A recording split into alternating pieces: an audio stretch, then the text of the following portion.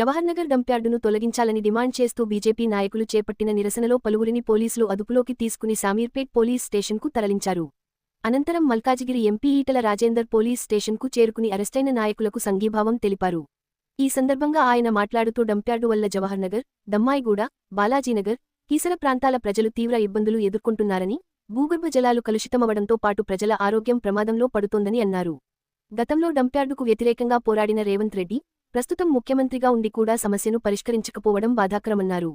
డంప్యార్డును వెంటనే తరలించి ప్రజలకు న్యాయం చేయాలని ప్రభుత్వాన్ని డిమాండ్ చేశారు.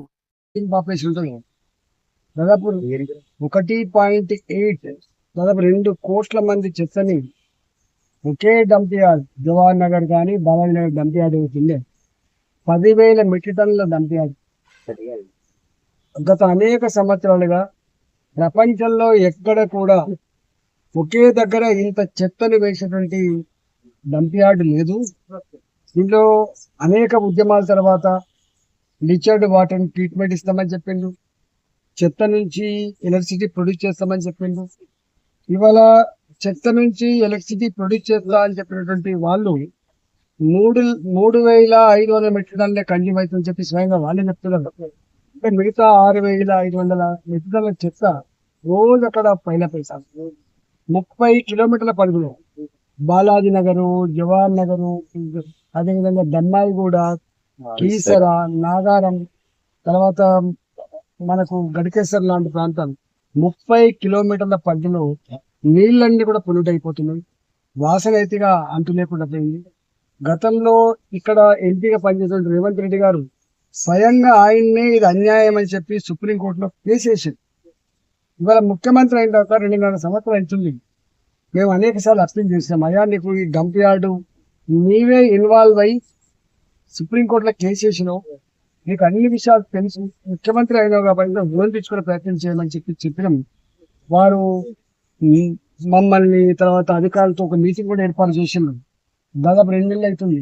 దీనికి ఒక శాశ్వత పరిష్కారం చెప్తా అని చెప్పినటువంటి ముఖ్యమంత్రి గారు ఇప్పటి వరకు శాశ్వత పరిష్కారం దొరకకపోగా ఇవాళ 2 నెలల తర్వాత ఇచ్చిన హామీలు అమలు చేయమని చెప్పి ముఖ్యమంత్రి గారికి విన్నవిస్తూ ఇవాళ ధర్నా చేస్తున్నటువంటి అఖిలపక్ష నాయకులు, దాన్ని లీడ్ చేస్తున్న జేఏసీ నాయకులు ఎవరైతున్నారో వందల సంఖ్యలో ఉదయం 3 గంటల నుంచి 4 గంటల నుంచి దొంగల్లాగా నాయకులందరినీ తీసుకొచ్చి కీసర పోలీస్ స్టేషన్లో, గడికేశ్వర పోలీస్ స్టేషన్లో, ఇవాళ షామీర్పేట పోలీస్ స్టేషన్లో, బొల్లారం పోలీస్ స్టేషన్లో, అదేవిధంగా సికింద్రాబాద్ పక్కనటువంటి తుకారాం గేట్ పోలీస్ స్టేషన్లో ఇలా వందల సంఖ్యలో ఇట్లా అరెస్ట్ చేసింది. నేనంటున్నా గతంలో కూడా అసలు ఎప్పుడు కూడా అఖిలపక్ష నాయకులు కావచ్చు, జేఏసీ నాయకులు కావచ్చు, ప్రజాస్వామ్యబద్ధంగా శాంతియుతంగా నిరసన తెలియజేసేటువంటి హక్కు ఉంటుంది. దాన్ని కాళరాసిన మొట్టమొదటి చరిత్ర ఆనాడు కేసీఆర్ చేస్తే ఇవాళ మళ్ళీ కాంగ్రెస్ పార్టీ రేవంత్ రెడ్డి గారు ఇవాళ ఇట్లాంటి పని చేయడం నీచమైనటువంటి ఆలోచన. మేము ఒకటే కోరుతున్నాం, అరెస్టులు పరిష్కారం కాదు, కేసులు పరిష్కారం కాదు. నువ్వు ముఖ్యమంత్రి స్థానంలో ఉన్నటువంటి దీనికి తక్షణమే దీన్ని హైదరాబాద్ లో 4 దిక్కుల్లా 6 దిక్కుల్లా చెత్త దాన్ని డివైడ్ చేయాలి. ఎక్కడికక్కడ ప్రపంచంలో ఇంత టెక్నాలజీ వచ్చింది. 0 పొల్యూషన్ తో ప్రతి గ్రామ్ చెత్తను కూడా కన్వర్ట్ చేసే ఆస్కారం ఉండగా ఇవాళ నువ్వు ఎవరి కొమ్ము కాయడానికి, ఏ కాంట్రాక్టర్ల మెప్పు పొందడానికి, ఏ డబ్బుల కోసం నువ్వు చేస్తున్నావు, ఇలా పేద జీవితాలతో చెలగాడమనే ప్రయత్నం చేస్తున్నావు. తక్షణమే ఇవాళ నువ్వు అరెస్ట్ చేస్తుండొచ్చు, ఇలా 100 మంది అరెస్ట్ చేస్తావు, రేపు 1000 మందిని అరెస్ట్ చేస్తాం.